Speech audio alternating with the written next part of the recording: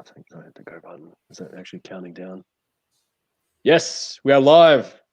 Hey, what's up, everyone? It's Jamie here. I want to say a very warm welcome to you, and thanks very much for joining us in this exclusive interview.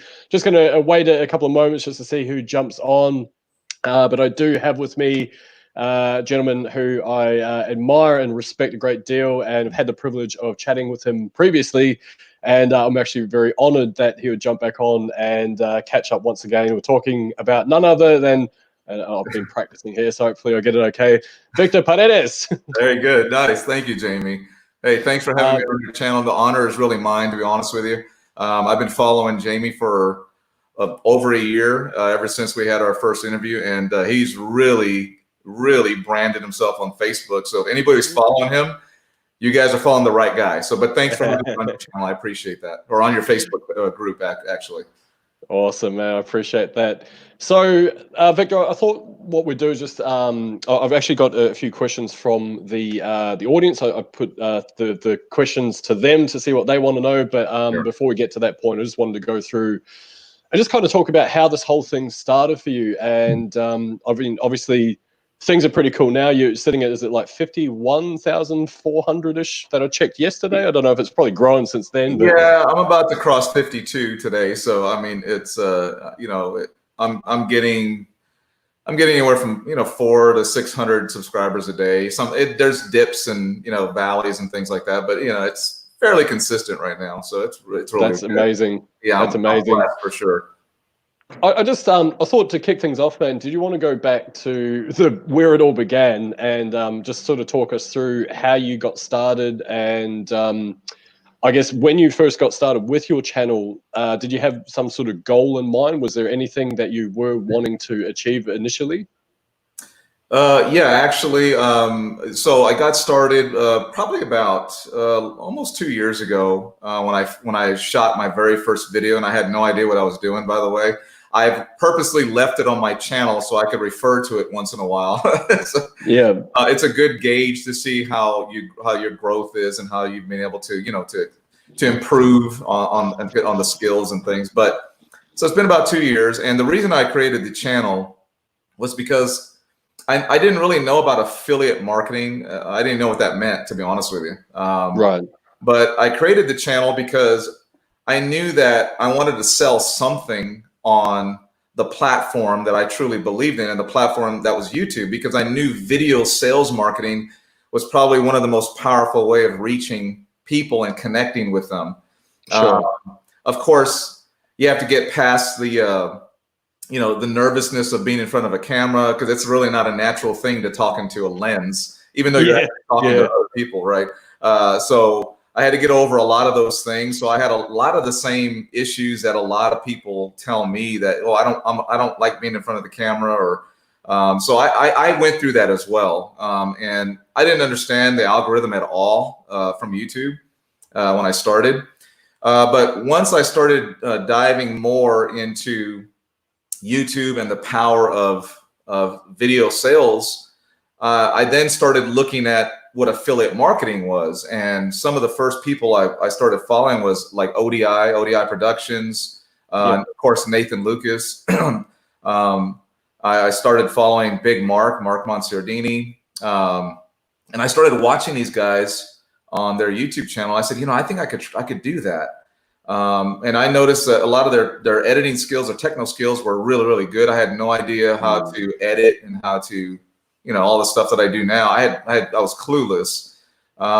So I did this typically somewhere between 2 and 3 in the morning, because I have a full-time career still. Yeah, so sure. I built my channel doing this part-time, so I had to find time to do it. And it was typically like when everybody was asleep, and I could, figure out what I wanted to do, and I just shot videos, and they weren't that good, but that was the reason I did it. It was about 2 years ago. I wanted to really get into the video sales part of it, and then I wanted to marry video sales on YouTube, or the power of the platform, with affiliate marketing, like some of the gurus that I was watching that they were doing. They were doing the same thing. Sure. Nathan Lucas, those guys that I mentioned before. So, and fast forward a couple of years, I still have my YouTube channel. It is growing. I'm very, very blessed, and I've learned so much since 2 years ago, or even a year ago when you and I first spoke. I've learned quite a bit more. So Yeah. It's always an interesting journey, isn't it? Like you think back to when you first start a project, or obviously in your case, the YouTube channel, and how much you pick up and how much you think you know when you're going through it, and then how much you realize you don't actually know once you look back, type thing. yeah, I still think that way about myself. Yeah. I'm just scratching the surface. There's still so much to learn, but I've learned quite a bit, though, for sure. Yeah, yeah, absolutely, absolutely. And I just wanted to circle back with, like, why specifically? I know you wanted to do kind of like, I guess, video sales, but why specifically YouTube as opposed to like setting up a blog or like any other form of affiliate marketing? What attracted you to that specifically? So, number one, I had no idea. I was complete novice. Okay, I had no idea how to even create a website or start a blog or anything. Sure. But I connected almost immediately with some of the people I was watching on YouTube, which basically encouraged me and inspired me to try to do it myself. I had no interest in writing articles. I had no interest in creating blogs and creating a website. I did create a website as a side note just to see that if I could do it. I did it and then just forgot about it because I just wanted to see if I could accomplish it. And I did do that. I still have the website to this day, but I don't do anything with it. So I think it was because it was the connection that I had with the people that I was watching, and I felt that I possibly could have a similar connection if I had an audience in front of me, if I was able to gain some momentum and maybe gain a little bit of authority on the platform. I thought, you know what, I think I might be able to connect with some people as well. Sure. But then I started learning that it's not easy. It really is not as easy as you see these overnight successes, like 100,000 subscribers in 6 months. Those are rare. Those are very rare.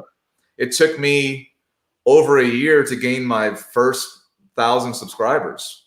Wow. Yeah, and then it took me about 8 or 9 months after that to gain another 50,000. So you can see how it snowballed all of a sudden. Yeah, it does take that year of hard work and learning and failing and putting really bad content out and your thumbnails are horrible and things. It takes that year to get to that point. And a lot of people, they're not willing to do that first year or so of investing the time and the effort. And that's where they get discouraged very easily, and a lot of people just give up. I made a commitment to myself that I wasn't going to give up. I wanted to see if I could get 1,000 subscribers. That was my goal. I didn't know how long it was going to take. I had no idea what it was going to take to get that, but I knew that was the key because I wanted to get monetized. Absolutely. So, but that's the answer to your question. Sorry, I'm going long-winded. That's okay. That's the reason I chose YouTube over a blog or over websites or things like that, because I connected immediately with the people that I was watching, and I felt that I might have an opportunity to have a similar connection if I had an audience in front of me. Sure. Okay. Interestingly, I had a similar goal with my YouTube channel, and actually the one I've got now as my second one. The first one I think it was like 70 plus videos, but because I'm kind of dumb, I didn't back them up, and YouTube for some reason didn't like my content. They banned my account, and I thought, oh, okay, that sucks. I remember you told me that. It was a bit of a nightmare. I was like, wow, that can happen for sure. It's been an interesting road, but same for me. I had the goal of hitting 1,000. I did that, and then I think because I didn't have another goal on the back of that, I slowed down in my content production, which was bringing me to my next question. What elements need to go into growing a channel successfully? So there's the general things that most YouTubers will tell you, and I agree with most of them. The first thing is, and this sounds so cliche, but it's got to be consistency. So that's the first thing. If you want to grow your channel, you really do have to be consistent. I'm living proof of it because I created a video pretty much every day after work. And I'm going to be transparent and honest with you and the audience or your viewers here. I neglected the family sometimes. I neglected my health sometimes. And I'm not suggesting that we should do that. I did it because I was so hell-bent and hard-headed, and I just wanted to prove to myself that I could do this, and no matter what, and I wasn't gonna let anything stop me and get in the way. And that's not a good thing in some cases, because I lost sight of some things that are very important too. But with that aside, you have to be consistent. So you have to create videos on a consistent basis, whether you're on a schedule or whether you're doing it 3 or 4 times a week or 7 days a week. You've got to do that, and you have to be prepared to not get very many views or any views sometimes. You put all this hard work in creating content, and sometimes you don't get the prize at the end of the day, no matter what. I mean, and that's just part of growing on YouTube. That's just part of creating your authority. Eventually, one day you're going to create a video and YouTube's going to realize, the algorithm's going to look at your channel and say, wait a minute, this Jamie guy, okay, he's been creating content for the last 6 months consistently 5 times a week, and it's a content that aligns with his channel. We need to look at him, and maybe we haven't given him any love or any hugs or anything with his channel, so maybe we need to give him a little bit of a push. And that's kind of what happens, and it takes different times for different people and different channels. It took me over a year. In some people's cases, it takes them 6 months. Some people 2 or 3 years. So it's just a matter of being consistent, knowing that the work that you're putting out there, eventually, as long as it's good content and as long as you're learning and you're growing and you're acting on changes and things that you can actually get better and actually executing those things, as long as you're doing that, you will grow. There's no guarantee when that will happen, but you will grow, and the YouTube will finally give you that hug that that we all desperately want from YouTube, right? the validation.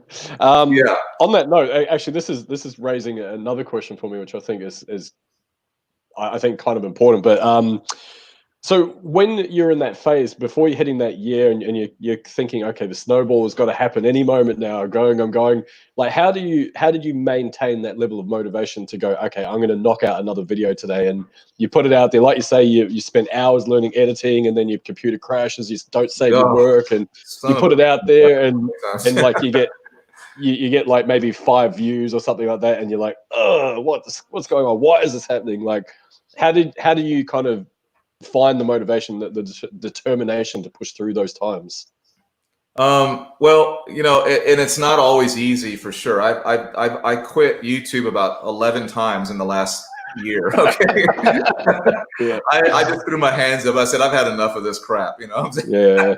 Yeah. It's definitely not easy. But I mean, you have to have a certain level of confidence in your abilities to do something and to execute something, and to know that it's within your capacity to figure it out.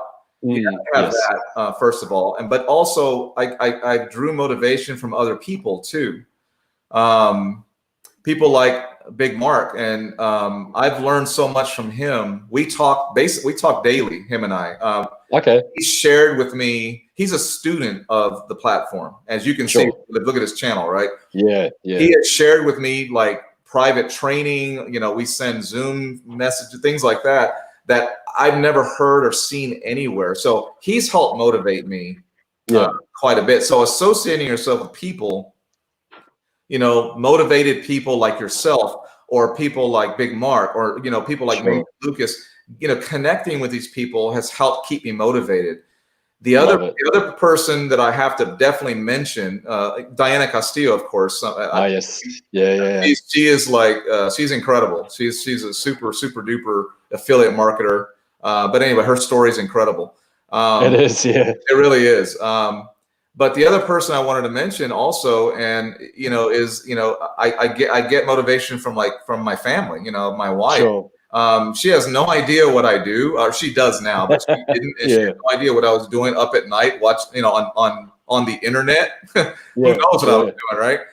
But I was creating content, but she knew that it was my dream to accomplish this part of this on this platform, and so she kept me motivated, even because I would vent to her sometimes, and she would tell me, you got to just keep going, you got to keep pushing. I mean, you understand a lot more than I do, but I know this is what you're passionate about, because who comes home from work, eats dinner, and then goes straight to the office and spends 5-6 hours creating content? You have to be passionate about it also, right?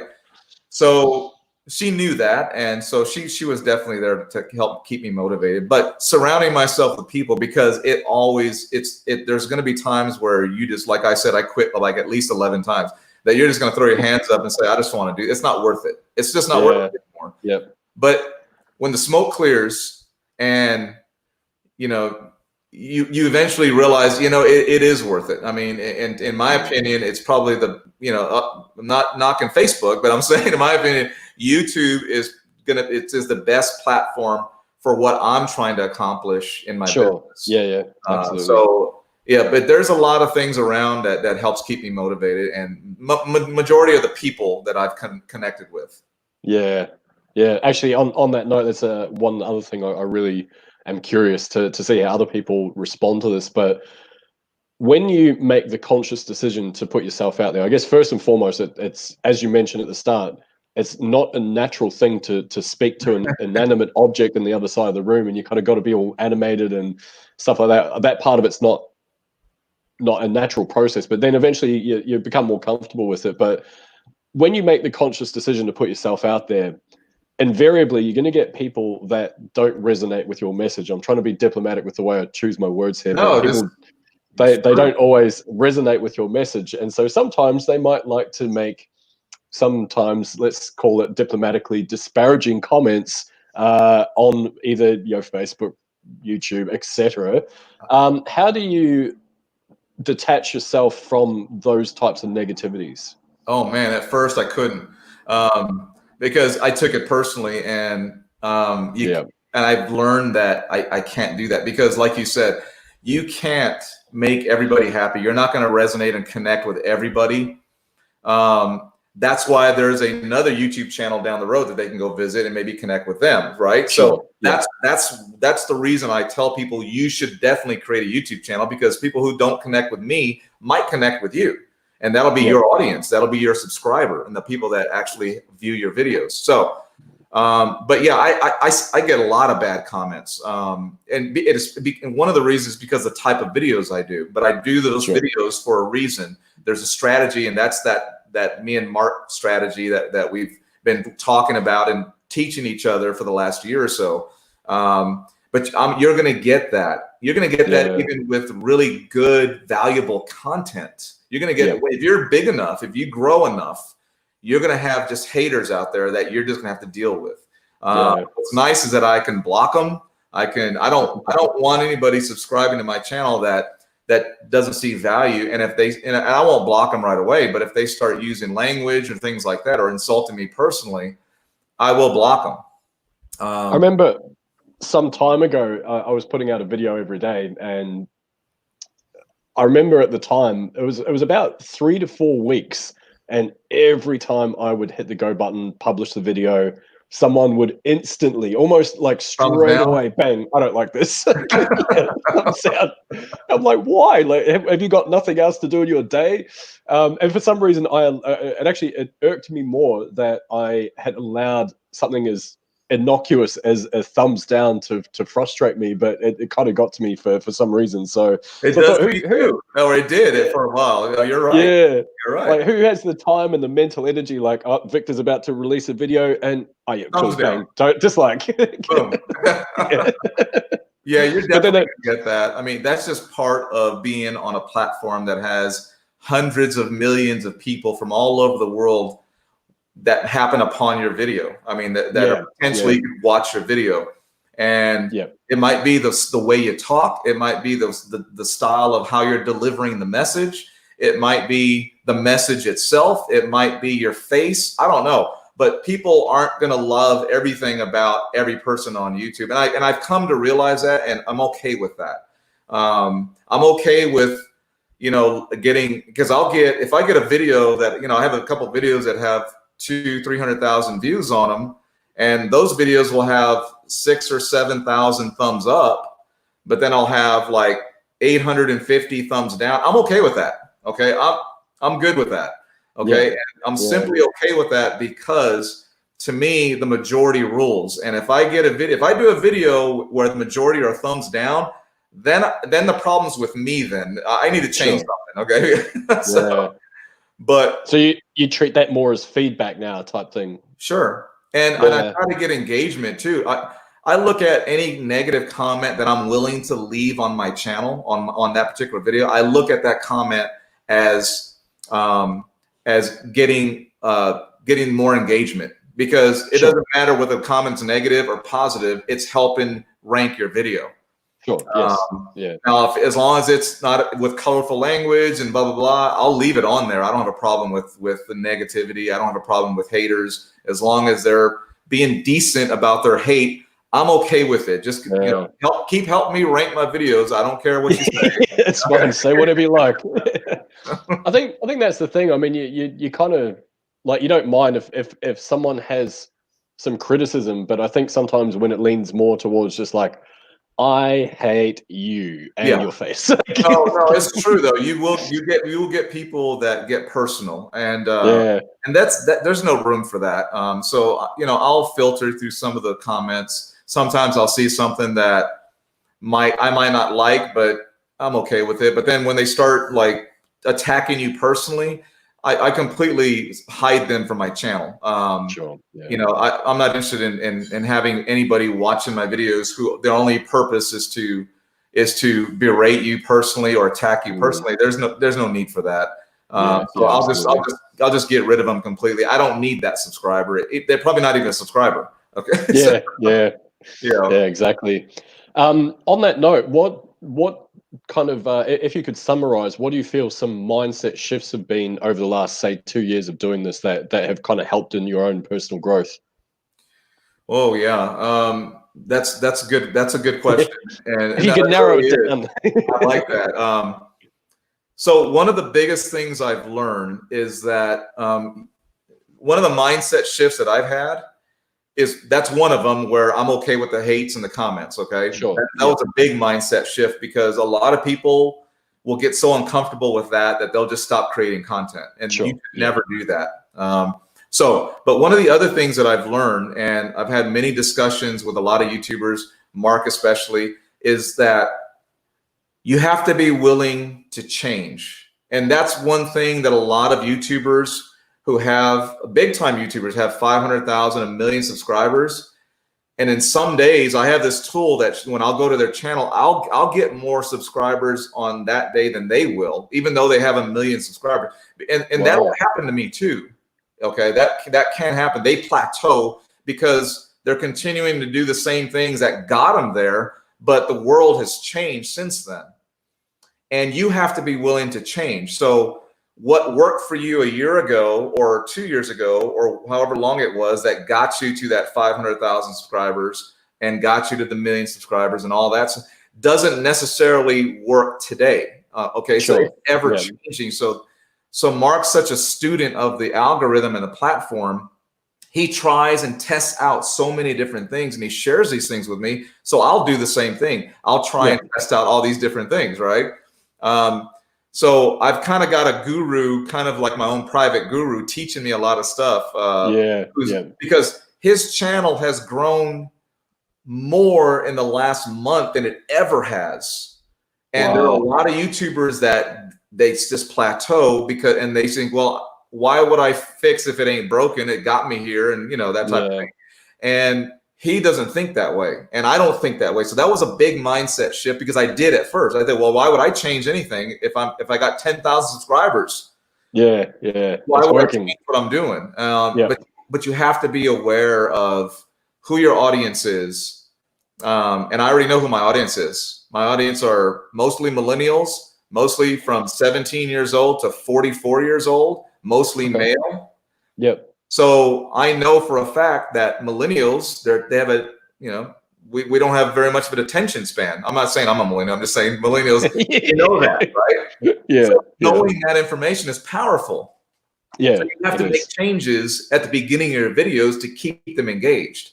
Those are things I wasn't doing at first. So my watch time was a minute and 20 seconds, 30 seconds sometimes, you know? Wow. Okay. So I made these changes with the help of Mark. The mindset change, the biggest mindset change I had to have was you have to be willing to try different things and experiment. Yes. You know, you always have to be willing to move in a different direction on the platform. Yep. Yeah, absolutely. So that's kind of one of the biggest mindset changes I had. And the other mindset change is that as a lot of people think it's impossible to grow a YouTube channel, I started my YouTube channel when I was 50 years old.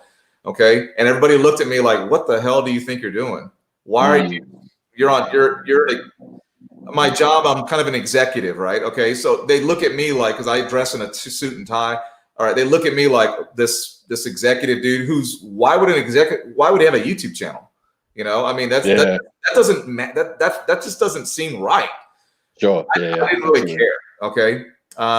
Anybody can start a YouTube channel at any time in their life. It doesn't matter. Okay. And there's going to be enough people out there. So that was another mindset change that I also had, because at first I wasn't sure if I was going to be able to get an audience, because maybe in my background, I didn't have a story like I was homeless or anything. You know, I just didn't. Yeah. Because a lot of people resonate with people that have gone through, like, look at David Sharp from Legendary Marketer. I mean, homeless, drug addict, you know, the whole alcoholic, the whole 9 yards, and look at him now. So people connect. I didn't have that. Okay. So I wasn't sure, but that changed. My mindset changed completely when I started growing a little bit. And then, so those are some of the things that have helped me change my mindset. Just really powerful. Taking action and just doing it. Ironically, I had a kind of very funny conversation with my mentor some time ago. Him and I caught up, and that was the thing. Is like, well, maybe I need to add some more hard parts of my life so I can resonate with a different part of the audience. So I mean, I know. Like, maybe you need to like make up a drug habit or something. I don't know. Like, that's really powerful, man. I appreciate that. So, like, when you first started this thing out, you mentioned your initial goal was to hit 1,000 subs, and once you hit 1,000 subs, were you like you obviously you're dynamic, right? So you want to adjust your goals. Did you just go, I'm just going to blow this up as big as I can make it? Like, did you have set another milestone beyond that? Or like, even now, do you have like an idea, like, I want to hit 1 million subs, or, want to be the next Logan Paul or whatever? Well, or PewDiePie. But when I hit 1,000 subs, my immediate goal was to get monetized, because I hit 1,000 subs, I didn't get monetized immediately. I didn't have the watch hours that I needed. So I worked hard to get that. So once I accomplished that, it took me, I don't know, I was about a 1,500 or 1,600 subscribers when I got monetized. Then my next goal was to get to 5,000. But my long-term goal was to get to 10,000. That's when I first started my YouTube channel. I said, man, if I can get 10,000 subs, I've made it. You know? I'm a big time.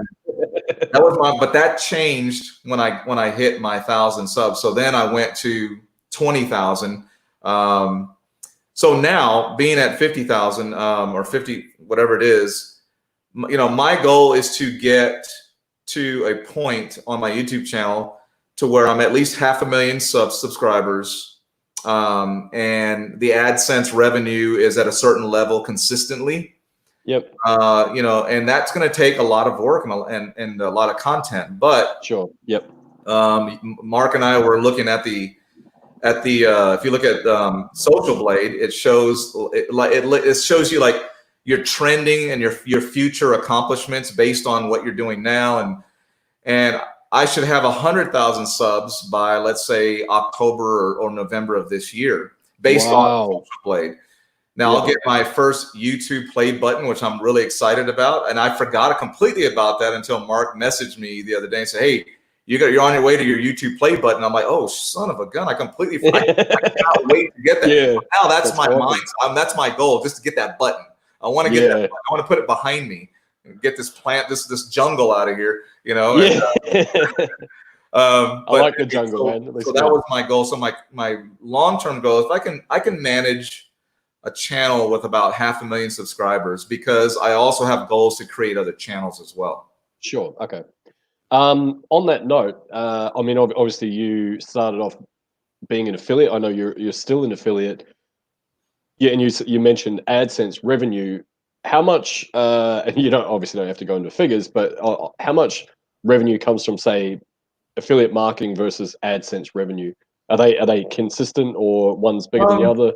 Yeah. I mean, I don't mind sharing, but I would say because one feeds the other. Okay, so my YouTube channel is feeding my affiliate marketing program that I promote, while creating AdSense at the same time. What the views I'm getting, and those views are the ones that are opting into my opt-in page and blah blah blah. So they worked well together. That's what I love about the platform.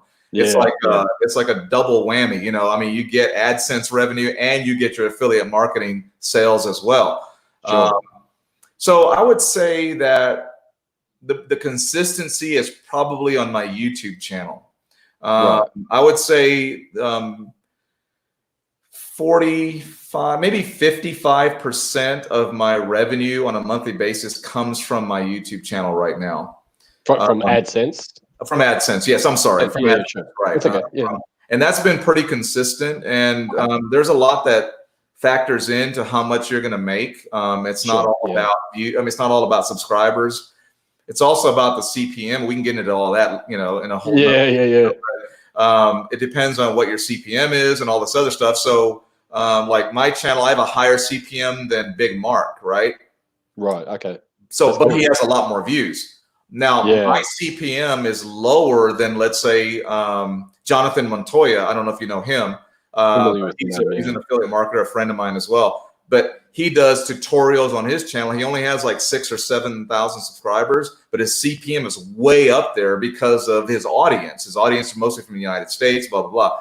So it just depends on which net you're casting, a wide net or a more of a focused net. But to answer your question, consistently, you know, with 50,000 subscribers, my revenue will range. I don't mind, if you don't mind me saying it, will range somewhere, between $4,900 and $5,700 a month with AdSense. Wow.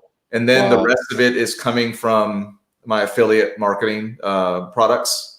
That's amazing. That's amazing. Yeah, I mean, it's amazing to see that when you get that email that, oh, Google just deposited blah blah blah into your bank account. You know, it's just amazing. Right. It's cool. It's like, wow, I created this. Wow, that's from nothing. Right. That's really the best feeling, is because you've created it from nothing. You know, and you learned and you struggled and you failed, and you're still being a semi-success on the platform. So just on that note, let's say hypothetically you decide, I'm retiring from YouTube. I'm just going to let my channel do its thing. Obviously, the revenue would drop from that, but would you consider that a form of passive income? Like I know that, like I say, I mean, I don't understand view count would drop, et cetera, but it would still maintain itself for a little while. I'm guessing it will. And a perfect example is my current situation. I took 6 months off to just focus on my channel. And I've been back to work full time. So in that 6 months is where I saw the most growth, because I needed to get it to snowball. I needed to get it I need to get it over that upside of the mountain and get it down on the other side to start letting it do its thing, right? So I took 6 months just to focus. So I was creating content every day on the YouTube platform. And that's when I started noticing, and people started noticing, wow, your channel is really starting to blow up. But it took a lot of work and a lot of dedication. But now that I'm back to work, I'm not as consistent. You know, then I was making 6 or 7 videos a week. Now I'm making maybe 3, just because of my schedule. So with the 3 videos a week, I'm still seeing an increase in my subscriber base, in my views, My AdSense has been fairly consistent for the last 3 or 4 months, Sure. even with only 3 videos a week, as opposed. So you have to put the work in ahead of time. Yeah, Absolutely. You can position yourself to where it can become a passive income, a source of passive income, and that's where all that hard work and all the editing and all the other stuff, the late nights. Yeah, exactly. That's where that all comes into play, and now you can start reaping some of the benefits of all that hard work when you can't produce 7 videos a week, when you can only produce 3. Big Mark, another example, he produces 1 every 7 or 8 days, and his revenue he's never had more revenue than he has now. You know, wow, so that's incredible. He's already established himself enough to where he can just do one video, 2 videos, maybe 3 videos, a month, and his revenue has grown and his subscriber base has grown. He just passed his first time he created. In one day, he got 6,000 subscribers in one day. So huge, huge. Yeah, that's awesome. Yeah, so that's awesome. Super proud of him, and he's been a huge mentor and a inspiration to me as well. A big mentor. There you go. The irony. That's awesome. So I've got a few questions from the audience. I'd love to send your way. Give me a moment. I'm just going to bring that up. Absolutely. Right, some really good ones actually. And by the way, anyone that's watching at this stage as well, please feel free to leave your questions below. I'm happy to well, I'm hoping Victor's happy to field them while we're here as well. I'll do my best. I'm hoping to be able to. I'm not an expert at a lot of these things, but I'll share with you what I've learned. I want to hopefully have everyone have some actionable stuff as well. So one of the questions was, actually, this is a really good one. So Daniel asked, how many fans do you, I have to think how to word this. How many fans do you need before paying someone to do SEO research? Without the fans to watch the video, it doesn't matter where it is placed. Yeah, that is a good one. You'll probably get a different answer if somebody else were sitting here. So here's the thing: if that's your goal, is to get somebody to work the SEO part of it, I would start as a small channel if you have the means to do it, because that SEO is going to help get you those views and get you ranked and get people in front of that video. Sure. To me, that is probably one of the things that I would do. Now, I've never invested in having somebody work the SEO part of it. I've always done it myself. So maybe I'm not qualified to answer that question, but if I were a new channel and I wanted to basically optimize my, whatever it is I was promoting, my YouTube video, whatever it is, and I had the means to have somebody, an expert in the field to work, I would do it. I would definitely do it as a small channel, because to me, that's going to help kickstart your channel or your video. If you got the right person and they understand the SEO part of it, and they're able to actually help get your video out there. The way I did it was a lot of guesswork and a lot of clunking around, and I didn't even know you could pay for SEO help. At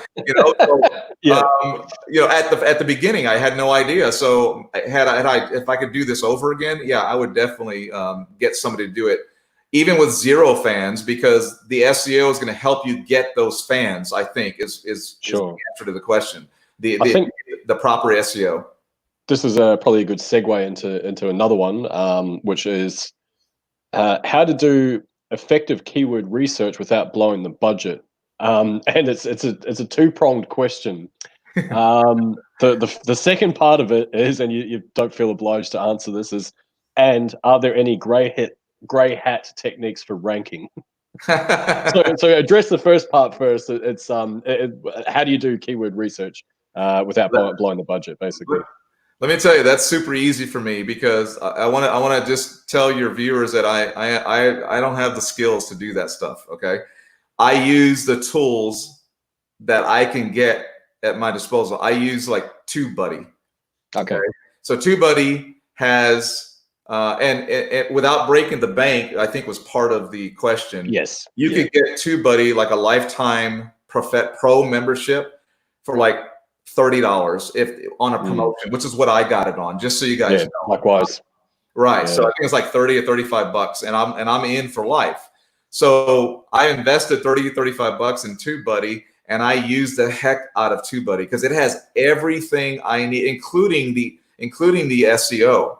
But it has the keywords research. It'll tell you how good those keywords or that title of your video will do on your channel based on previous performance of your other videos, and how well it will also do out in the YouTube universe outside of your channel. You know, so it's a powerful tool. So I don't have any gray hat secrets.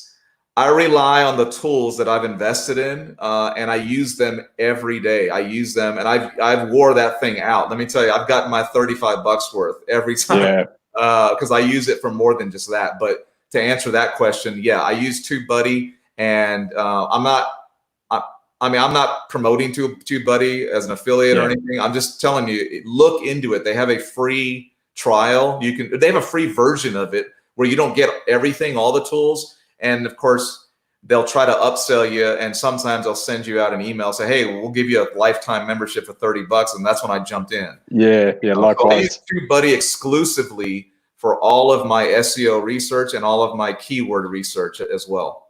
Right, brilliant. Yeah, likewise. Another one is how many channels should you have? I think as many as you can manage. That's my goal, is to create more channels. And you know, I'm gonna have a collaboration coming up with Make Money Matt. I don't know if anybody knows who that is on YouTube. Young man, but very successful. He's got like 9 channels. Wow. He's probably like 20 years old, I think. And yeah, Make Money Matt. Look him up. He's on YouTube. You'll see him. Right there. But he does 9 channels, and he's able to grow those channels very quickly because of the tools that he uses, also SEO, research. He uses TubeBuddy as well. But he's able to manage it. Now, once you get past that stage, okay, I'm overwhelmed. Now it's time to outsource. Okay. And that's exactly what he's done already, because he's making 30 or 40,000 a month just on his AdSense off his YouTube channel. Wow. And he's outsourcing the content, the thumbnails, the editing. He's doing all of that. He's just managing the channel. He's coming up with the ideas, and he's paying people to do that. And that's helping him grow that much quicker. And it frees up his time to focus on other things. So I agree with what he's doing. I think you should do as many channels as you can manage. But then once you get to a point where, okay, I'm pulling my hair out, I can't do this anymore. And if you're growing and you've got some AdSense revenue coming in, then I would definitely outsource it and let other people, you leverage other people's work to benefit you and your business. So on that note, does this guy in particular, does he have similar content across his channels, or are they all different content? Does he film it all himself? Yeah, they're different. Wow. Yeah, he has a couple of Make Money Online channels. He has highlight channels and things like. I mean, he's really into that type of thing. So he just knows I can pick a niche or pick a subject on YouTube, and I know how to grow this channel. Yeah. Well, he reached out to me surprisingly, and he wants to do a collab. I was going to do it today, but I had to work late, so we're going to do it on Sunday. But I'm going to get to know that. I'm going to get to meet the guy and get to kind of go back and forth with him and maybe pick his brain. I'll learn a lot from him for sure. God bless you. I think someone forgot that I'm filming live in front of an audience today. But I hope that answers it. I truly believe that if you can handle more than one channel, then do it. And then once you, like I said, you can outsource it eventually after you get some revenue coming in. Sure. Okay. So I see a few comments and questions coming up, but also Sure. I've got a few in here as well. So another one is, and this, I know this is a very how long is a piece of string type question, but what sort of publishing consistency do we need to commit to get 1,000 subscribers in 3 months? Okay. Well, like I said earlier, everybody grows at a different pace, so it's hard to tell. But you could have that one video that really launches your channel. That one video that you have 150 subscribers, and then overnight you have 500 because of one video. It happens. So it's hard to say when, but Mark and I agree on this. We had a debate the other day. We finally came to an agreement that when you're new to the YouTube algorithm, you have to be consistent as every day if possible. If it's not possible, that's understandable, but you have to be on a consistent schedule. You have to let your audience know that, hey, I'm going to be there on these days for you guys, Sure. And that's how you're going to get views and subscribers. You will also you'll also kickstart the YouTube algorithm into recognizing your consistency and giving you that hug eventually that we talked about earlier. Yeah. And then you'll grow your authority with the YouTube algorithm doing that because of your consistency. Okay. So once you grow your authority and YouTube starts recognizing that, they're going to start promoting your videos a little bit more for you. Sure.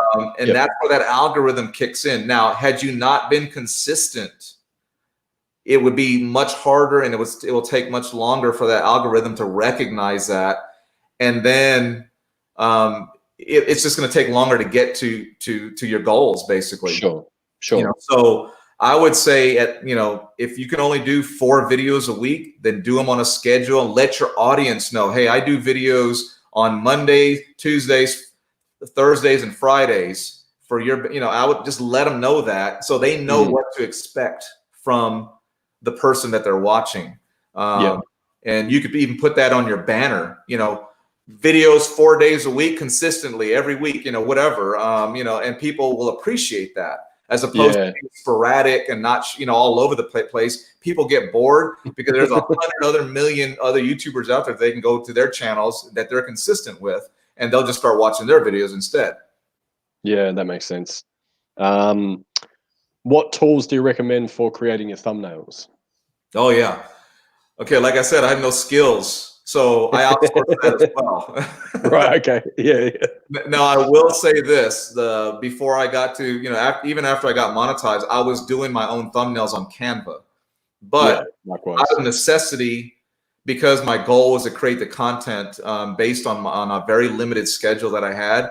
So out of necessity, I had to outsource it, and I'm glad I did, simply because they're so much better than what I could have done or what I've done in the past. I can get 4 or 5 thumbnails for $20, and to me, that's one of the best investments I'll make. And I consistently use the same 3 guys. By the way, I trial and error, making mistakes, getting a crappy thumbnail, not happy. I finally run into these 3 guys, and we have conversations, and they all live in different countries, and they know what I want now. And they always deliver what I'm looking for. So I outsource it. But Canva is what I used at the very beginning. But I just didn't have the time or the skills to make decent thumbnails. And as I learned about YouTube, I realized how impactful and how critical thumbnails were to the success of your channel. I mean, and it really is. So, and I decided, you know what, it's the best investment I can make. And that's what I do. Absolutely, man. This is a really good question, I think. What are the 3 key audience grab components to knock them out on YouTube? That's okay. Right away. Thumbnail. Okay. That's the first thing. Okay. And I put it like this. You could have the absolute best content that'll change the world underneath that thumbnail. But if you can't get people to click on it and watch that video that can change their lives, it's the content is not going to be utilized the way it should be. If you get my point. Yeah, You've got absolutely. to grab them first. You want to knock them out on YouTube, you've got to get the thumbnail. I used to think in reverse. I used to think, well, the content's the most important. And don't get me wrong, guys, I'm not minimizing how important the content is, okay? What I'm saying is, based on what I've learned and the things that I've failed at and the things that I've changed and seeing the growth that I've had, the thumbnail to me is probably the #1 most important aspect of creating a video. I will put the thumbnail in front of the content, okay? A year ago, I probably wouldn't have, but right now, based on the type of videos that I do, the thumbnail is going to be the most important, okay? So keep that in mind. I'm talking about the type of videos that I do, okay? Kind of the hypey type of, so to me, the thumbnail is going to be the most important.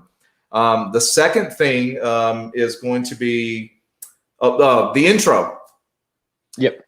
So the intro, I spend a lot of time on the intros. I spend more time on the intros, editing the intros, than I do on the actual content. And I've learned that for a reason, because again, I know who my audience is, and I know you have to keep them engaged. You have to have jump edits. You have to have B-roll film. You have to have music sometimes. You have to have a lot of things going on, things that change up on the screen to keep their attention. Yeah, that's how you get your average view duration from a minute to like 4 to 5 or 6 minutes of video. Sure. And that impacts your ad revenue as well, your AdSense revenue, because that's how you get paid, is not by your subscribers, but by your views and how long they're viewing, okay? So your intro is gonna be huge. And guys, don't think you have to go in there and do the things that I do, because I spend a lot of hours editing my intro and my videos and things like that. I don't want you to feel like you have to, like, oh God, I'm gonna be overwhelmed. You just have to learn a couple of tricks. I like to call them hacks or tricks to keep people engaged, and they're simple things. Like you can go to, pexels.com and get B-roll film, copyright-free B-roll film, and then just inject those into your videos. Changing up the scenery is gonna help keep engagement. That'll help really get you the knockout punch. Your thumbnail and your intros are going to be super important in helping you grow and helping the algorithm say, hey, this guy's keeping his audience on his video for 4, 5, 6 minutes average. We need to look at his video and help promote it, because we're getting ad revenue from this guy as well by his viewers. And the more I can keep the people viewing my videos, the more YouTube's going to love me, because they're getting paid as well. Sure. Okay. And the third thing would be the content. Content, obviously, super important. Do your research. If you feel comfortable scripting it out, do that. Mark scripts his out. I don't. I'm just not wired that way. I can't do a script. I've tried, and I just fail. I sound like I'm reading. Okay. So it's just not going to work. So content, your thumbnail, your intros, and your content. If you can just focus on the thumbnail first and then work on the other two, I think you'll find that you'll start growing. Just work on the thumbnail for sure. I mean, that's super important. Awesome. That's a brilliant answer. Thanks, Victor. Right. So we got some popping up in the thread here. I'm hopefully going to show them on the screen. Hopefully you don't mind me showing them on the screen. I think this is a brilliant question. How do you plan out your content ideas, or come up with a constant flow of ideas for content? That is a really good question, okay? I sabotage other YouTubers and I steal their content. The secret's out, guys. Let me tell you, I've come up with some of my own content, some of my own ideas, but it's kind of like a, a brotherhood of sorts, if you will, when you're a YouTuber. We all know that we're borrowing ideas from each other. It's all about not borrowing the idea and doing it exactly like they did. It's about borrowing the idea and putting your own personality in it, your own twist. So I'll search, Mark's videos, Nathan Lucas, Tyler Pratt, all the big YouTubers out there. And they've borrowed ideas from me too. Ryan Hildreth, he's borrowed ideas from me. I borrowed some from him. it's all about, you know, changing it up, making it yourself, making it your own with your personality. Okay. And injecting it. Don't copy it exactly like they're doing it. Change up the thumbnail also. Now you'll see a lot of similarities with a lot of thumbnails out there. Mine included. I've had some similar thumbnails to videos that I've copied from other YouTubers, but I try to change up something on the thumbnail, the color, whatever. Of course, the title, I might keep it similar, but I'll change up a word or add a word or something else like that. So YouTube is the biggest resource for content for any YouTube creator. Use the YouTube platform. YouTube is an incredible platform. Not only will they pay you, they'll also educate you on what content to create. Yeah, just go on to YouTube to find out what to put it's on all YouTube. on YouTube. That's right. We've got another good one, and this is probably flowing on from the back of that. Hopefully, you guys don't mind me showing these on screen there. I think this is a good one. Basically, how do you go through the process of what you're doing on a daily basis without hitting the point of burnout? I think that's a really powerful one. You know what, Joe? Is that Joe that asked the question? Yeah. So Joe, dude, that's a real thing, man. The burnout thing, that is a real thing.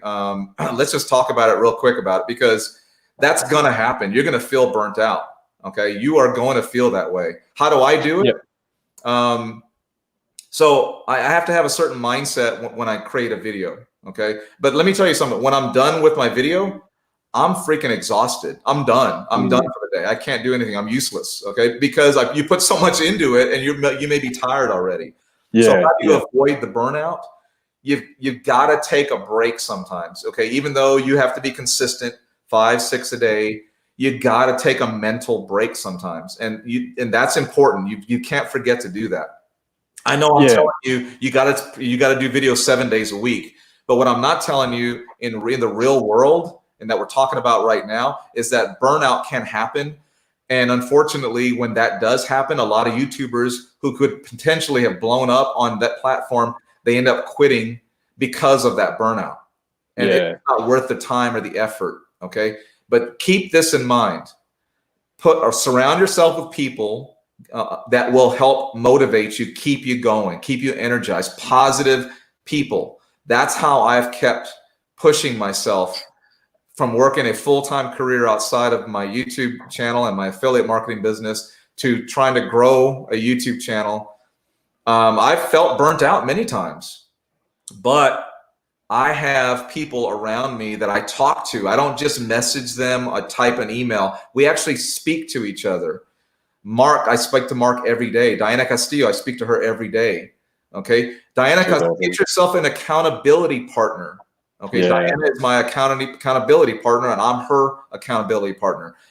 Talk to each other every day and let each other know what you're doing, how you're feeling. It's not just about business. It's about, hey, you know, how you feeling today? What's going on? Is something wrong? I mean, have conversations with people who can keep you motivated, keep you energized, and can keep pushing you, because once you get that person behind you, you're responsible to do the same for them. And it's a great relationship to have. So that's the best advice I can give you, is try to take some time away when you're feeling that way, but also get somebody that you can talk to and somebody that can help keep you encouraged and keep pushing you and help keep you motivated. That's really powerful, man. Thanks for that. Absolutely. I don't know who's asked this question, but I think it's quite a good one. It is, is AdSense simply promoting other business opportunities that align or are consistent with my product? Yeah, I think it is. So if you look at my channel and you see the first ad, it's all about how to make money online, right? You'll see Nathan Lucas's ad.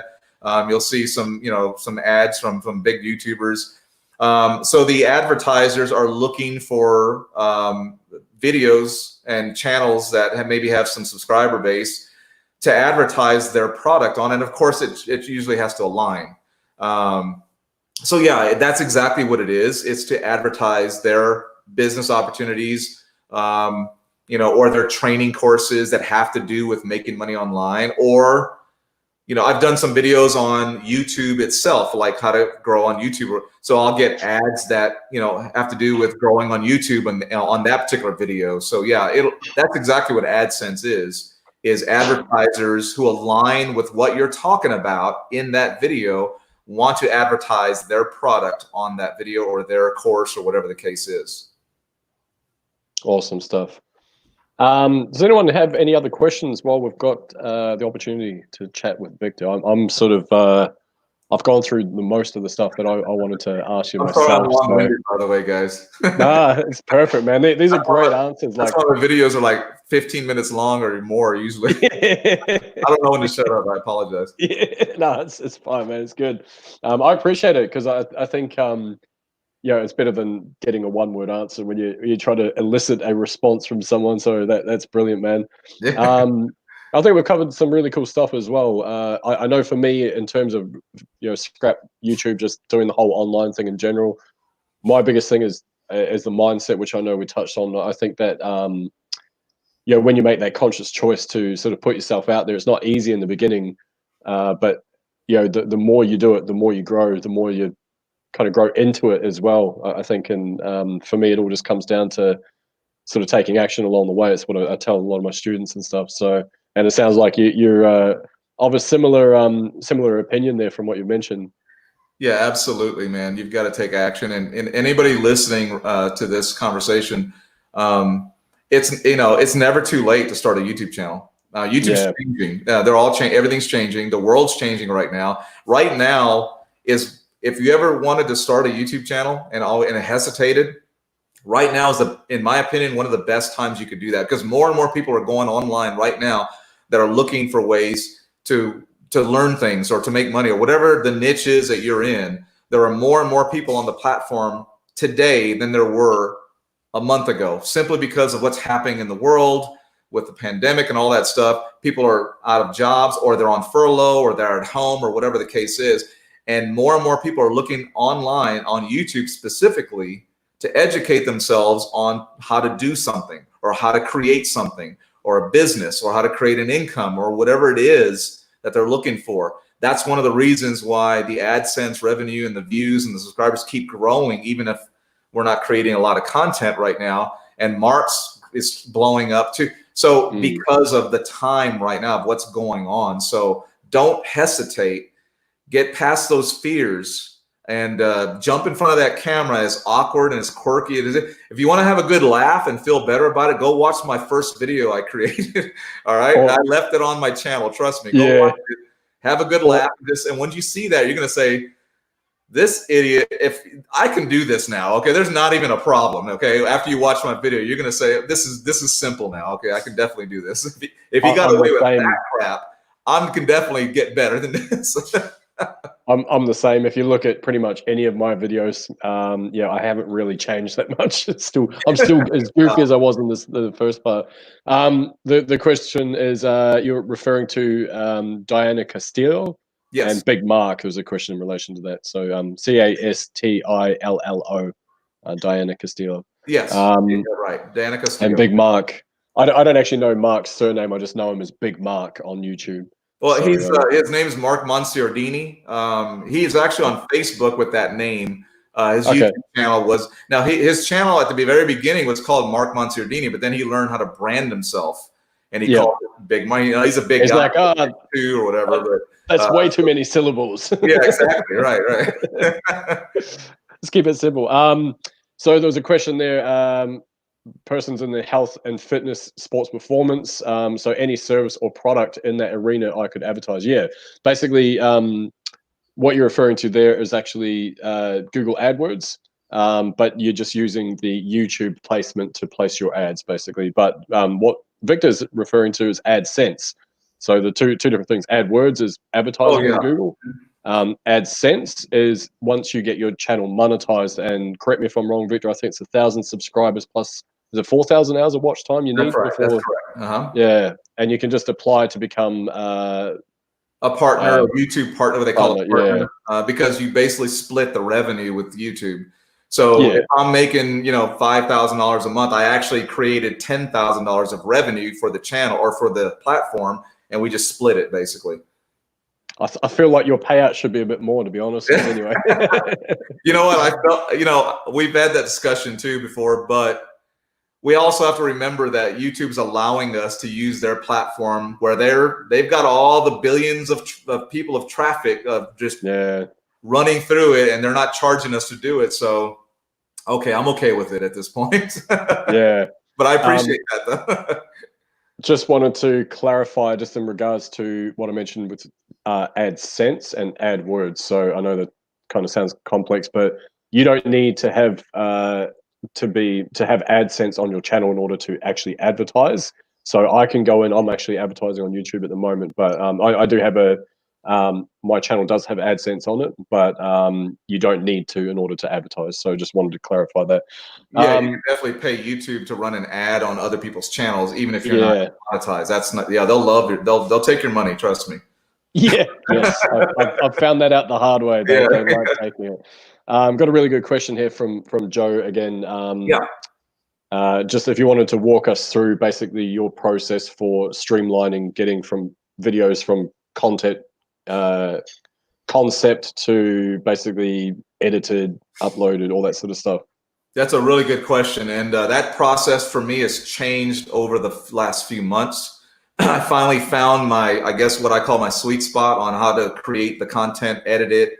So the first thing I do is I figure out what I want to talk about. So I do my research on YouTube on whatever it is I'm going to talk about, the actual content. I don't create the content at that point.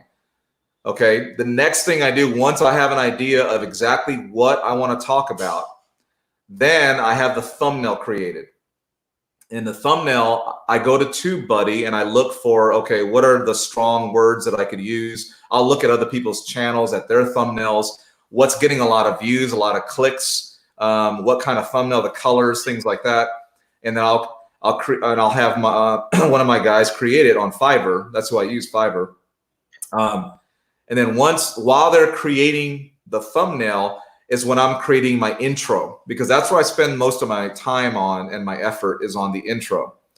And the intro can be stupid, or it can be, funny or not so funny. I don't know, but it's whatever inspires me that day to want to do. I may have seen somebody else's intro that inspired me to do my version of it, or maybe something similar, but maybe with a twist to it or something, and that's where I spend the most time. I find that I have a lot of fun doing my intros. I think that's probably the most enjoyment I get out of creating YouTube content, to be honest with you, is the intro, because I like the editing process. So I'll work on the intro, and what that looks like is I'll shoot whatever the length of the intro is in the video part of it. Then I'll stop, hit the stop button, upload it onto either Camtasia or ScreenFlow. I just started using ScreenFlow as well.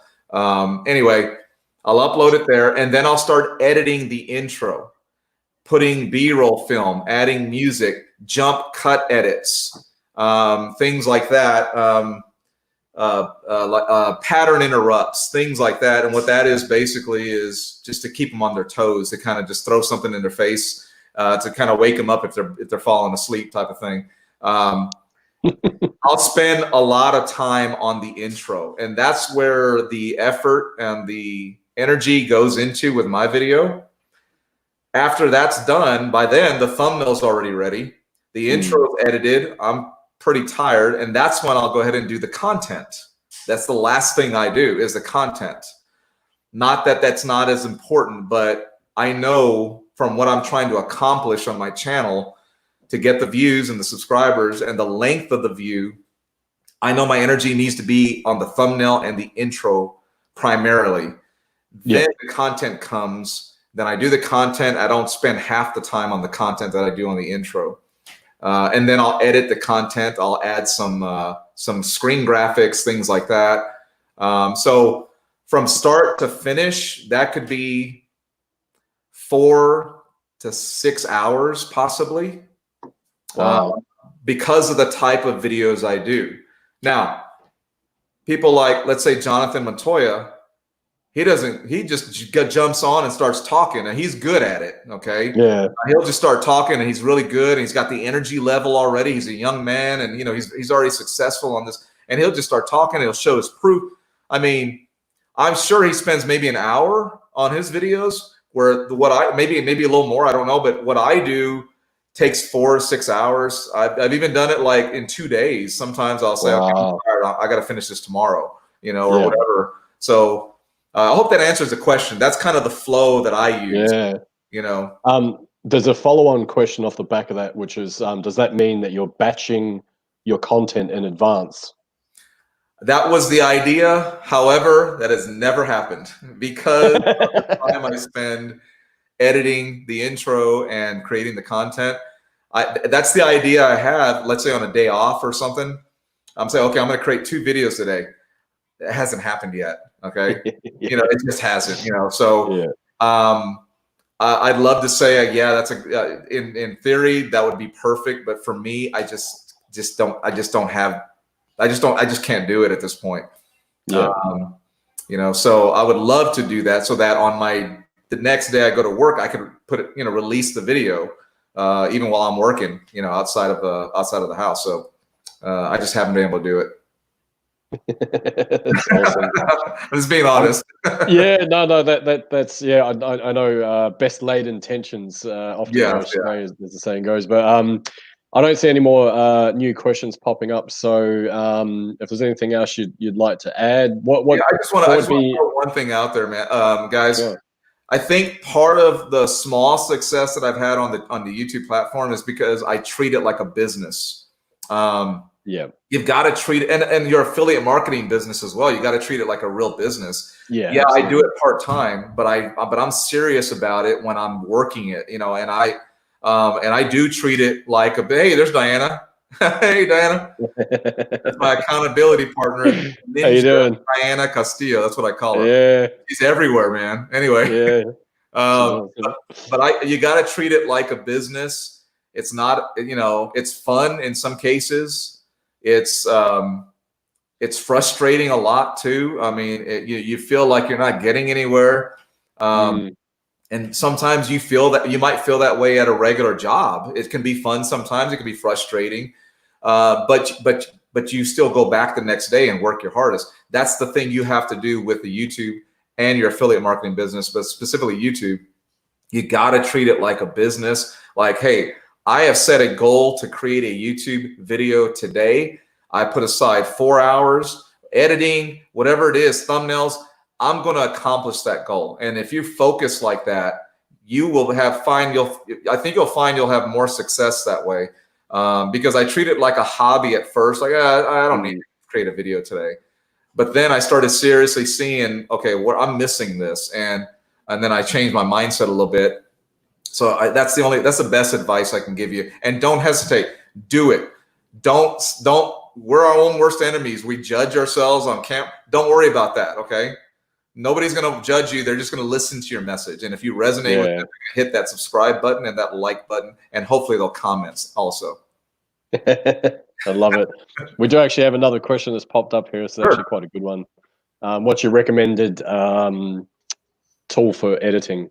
So I just started using, here's how all over the place I was when I've had Camtasia. I've been using Camtasia exclusively for, the better part of a year and a half, I think. Now, a year and a half ago, I bought Camtasia, the full version of it. 2 weeks later, I saw a video on ScreenFlow. So I bought the full version of ScreenFlow, okay? I just started using ScreenFlow like a week ago. I've had it for like a year and a half. And the reason I started using ScreenFlow is because Mark uses ScreenFlow and he told me, hey, they got this new feature they have where you can purchase because I go to Pexels, Pixabay, all these places to find my B-roll film because that's very, very important in the type of videos that I do. They're copyright-free B-roll film, right? Or images or whatever you want, music. So it takes time. That's where that 7 hours of editing takes. You have to go find the right one, upload it, whatever. Where ScreenFlow has a new feature where you can purchase, and I already purchased it for like $60 a year and they have like 10 million copyright-free images, Wow. B-roll film right there on the bar next to you. All you gotta do is type in the description, guy laying on the sofa watching TV, and boom, all these hundreds and hundreds of guys laying on sofa, and all you do is grab it and just put it right in. I mean, it's right there on the bar next to you. You don't have to go anywhere. So that's for time restrictions and for my sanity and for a lot of other reasons, and because it's really good B-roll film. If you look at my last 3 or 4 videos, I used ScreenFlow, and the beginning of those videos have that B-roll film in it. But it's really convenient, and that's why I started using it. Yeah. So which one's the best? I love Camtasia because I'm accustomed to it. It's really easy for me now. But I love the feature that ScreenFlow has. So right now, if you're asking me right now which one I like the best, I'm going to go with Camtasia because it's gotten me, it's helped me grow my channel. I've learned it. However, we'll talk again in a few months, and I'll give you I'll give you my judgment on ScreenFlow and tell you how I like it. I fumbled through it a little bit with the editing part of it because it's a little different, but I do like that feature that they just added this year. Awesome,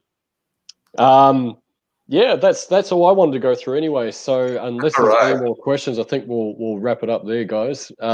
Victor, on behalf of obviously myself, anyone that tunes in via the group and everything, just want to say a massive thanks for having you on today. It's been an absolute pleasure, giving some absolute gold nuggets as well, and yeah, I appreciate it. Let me tell you, it was an honor for me to do this, man. I'm glad you asked me to do it. I was more than willing to because you're an action taker, brother. I've seen you grow. You and I were like struggling, I guess, at one time a year ago. We're just trying to find our way, and look at you now on Facebook. You got your affiliate business working. You got people that you're mentoring. I mean, you're a huge inspiration to a lot of people. So it was an honor for me to be on your Facebook page here. Thanks, man. I really appreciate that. Likewise. And yeah, interestingly, I had a very similar conversation with Diana. It might have even been about a year ago as well. And she said similar things, just that you talked about consistency and growing and just determination to make it happen. And I think that's perhaps one of the common themes between people that are doing really well and those that potentially aren't. It's just those things. So yeah, awesome. Appreciate it. And yeah, great to have you on board. Thanks very much. Thank you so much. I appreciate it. Thanks everybody for watching. Thanks, guys. Have a good one. Cheers.